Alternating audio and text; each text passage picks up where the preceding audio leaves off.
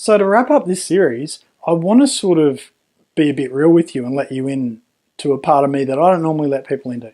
Okay, and that is that most of what I've shown you in this series has been coming from I've had to learn the hard way because I made stupid choices. I made foolish short-term choices in my business that may have been profitable for the short term, but in the long term didn't build systems, didn't set things up for the future, so that I found myself a slave to my business instead of my business serving me. And a lot of you are dealing with that. A lot of you, your business is not generating the money it needs to. So you're having to do everything yourself because you can't afford to pay someone, or you're not outsourcing because you don't feel that you've trained up your staff well enough to take things. You know, it's tough, but it doesn't have to stay that way. But this series comes out of the fact that I chose to work really hard. I chose to work longer hours than was good for me. I chose to end up exhausting myself. I chose to be in a spot where my wife was demanding more time from me than I can give her, and my kids were wanting more time than I could give them. And I was on stress tablets a few years ago, and like, for what, you know? And then I look at my life now. Well, I play sport a couple of times a week. I read a couple of books a week. I'm a lot more social than I used to be, and I really love my life, you know. But from where I was to where I am now, it doesn't happen in a day, and it doesn't happen in a month, and it probably won't happen in 3 months either. You can do it in maybe 6. But the steps for me was, one, I had to get my business profitable. I had to improve the profitability so that I could afford to pay others to do more, and I did that. And then I had to systematize my business a whole lot better than I had been. That meant new software, it meant new processes, it meant getting a whole lot more firm and clear in some policies, and changing, you know, how things were for the complaint systems and the staff systems and all that stuff. It can be done.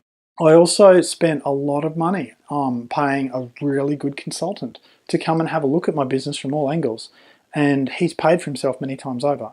And now that I run About to Fly, which is a consultancy as well, where we look at a business and we help them just streamline it and make it a lot easier for themselves and make it a whole lot more profitable, I can really see the value in that.